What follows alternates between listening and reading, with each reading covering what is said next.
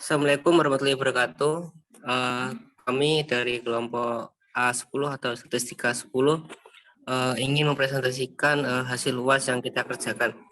Di sini dengan judul analisis data lama waktu belajar bahasa pemrograman mahasiswa Fasilkom dengan distribusi frekuensi.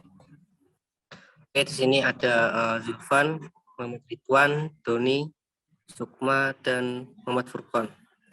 Oke, di sini yang pertama ada abstrak. Ini abstraknya adalah penelitian ini bertujuan untuk mengetahui lama belajar mahasiswa Fasilkom dalam mempelajari bahasa pemrograman. Di sini mengumpulkan data melalui Google Form dan metode yang kami gunakan adalah metode kuantitatif yang menggunakan distribusi frekuensi dari lama belajar mahasiswa Fasilkom. Oke, lanjut pendahuluan.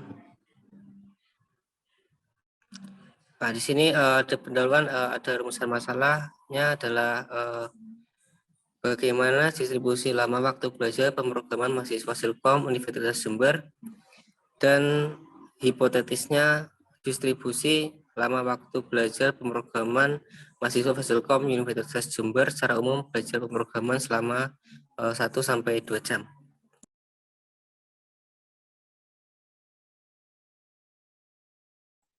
Baik, di sini saya akan menjelaskan mengenai metodenya.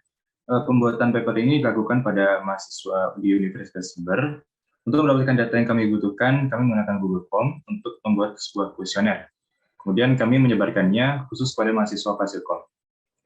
Data yang kami minta dalam kuesioner tersebut merupakan data lamanya belajar pemrograman para mahasiswa Fasilkom di Universitas Jember.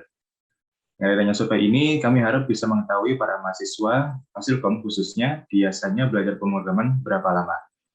Metode yang digunakan untuk analisis kasus yang kami gunakan adalah metode distribusi frekuensi untuk menghitung berapa lama mahasiswa Fasilkom belajar pemrograman. Kami menggunakan metode analisis data kuantitatif yang nantinya mendeskripsikan data yang telah diperoleh dari kuesioner yang dibagikan kepada para mahasiswa Fasilkom. Pertama, kami akan menghitung rentang atau jarak R dari data kami dengan menggunakan rumus R sama dengan Xmax min Xmin. Keterangan, R itu rentang, Xmax adalah data tertinggi, sedangkan Xmin adalah data terendah. Untuk mengetahui banyak kelas yang pada data, kami menggunakan rumus K sama dengan 1 plus 3,3 log N. Yang keterangan K sama dengan jumlah kelas dan N itu jumlah data. Kemudian kami akan menghitung panjang kelas pada data kami menggunakan rumus seperti berikut. P sama dengan R per K, yaitu dengan keterangan P panjang kelas, R rentang, dan K jumlah kelas. Untuk hasil pembahasan bisa disampaikan oleh teman saya.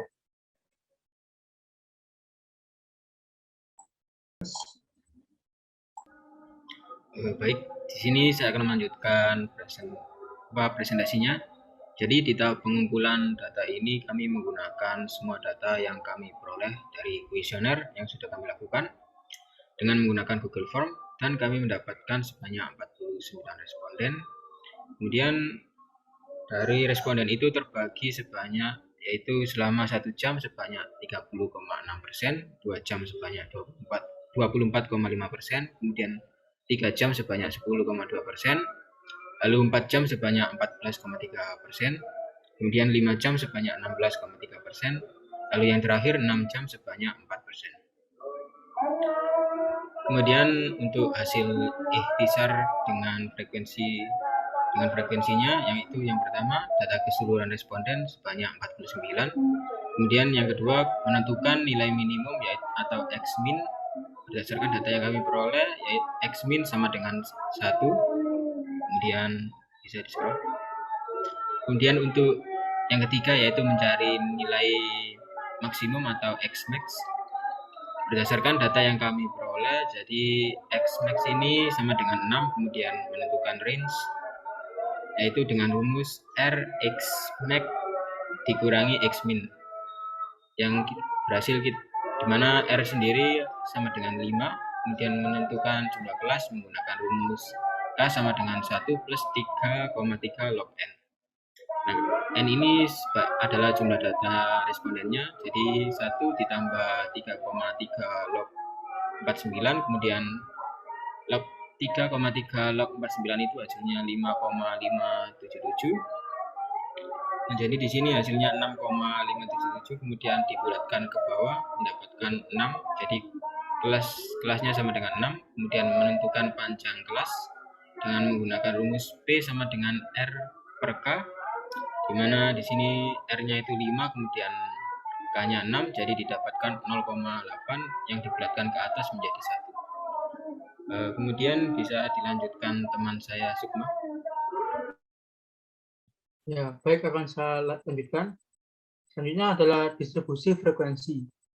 Setelah menganalisa semua data yang kita butuhkan, maka kami akan membuat grafik distribusi frekuensi dari keseluruhan data lama belajar pemrograman mahasiswa Fasilkom Universitas Jember. Berikut merupakan tabel distribusi frekuensinya. Nah, jadi ini adalah tabel grafik distribusi frekuensi waktu belajar pemrograman. Untuk lama waktu belajar 1 jam itu sebanyak 31%, yang 2 jam sebanyak 25%, yang 3 jam sebanyak 10%, yang 4 jam sebanyak 14%, yang 5 jam sebanyak 16%, dan yang 6 jam sebanyak 4%. Selanjutnya adalah pengujian hipotesis. Setelah kami melakukan pengumpulan data, kami mendapatkan fakta bahwa kebanyakan mahasiswa Fasilkom memiliki lama waktu belajar pemrograman selama 1 jam sebanyak 31%, dan disusul dengan yang 2 jam sebanyak 25% dari suara keseluruhan. Berdasarkan fakta tersebut, maka hipotesis kami yang menyatakan bahwa distribusi lama waktu belajar pemrograman secara umum belajar pemrograman selama 1 jam sampai 2 jam dapat diterima. Mungkin selanjutnya bisa dilanjutkan oleh teman saya, Furkon.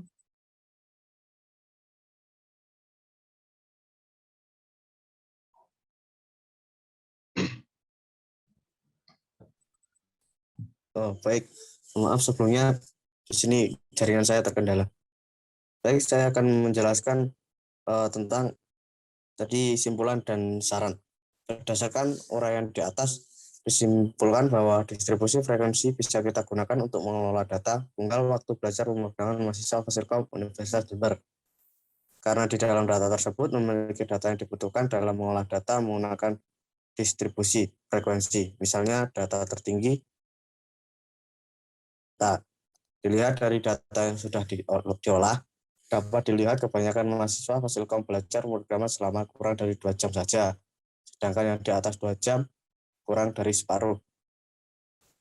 Di masa pandemi dan kemajuan teknologi saat ini, orang masih harus waspada terhadap virus COVID-19, sehingga dengan memanfaatkan perkembangan teknologi yang cukup masif, orang-orang tidak perlu menggunakan metode lama seperti kuesioner yang harus bertemu dengan orang, cukup menggunakan Google Form yang mana sudah sangat mampu menggantikan metode survei yang mewajibkan kita bertemu dengan orang-orang.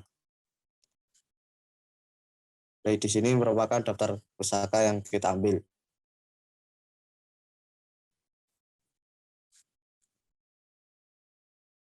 Mungkin itu saja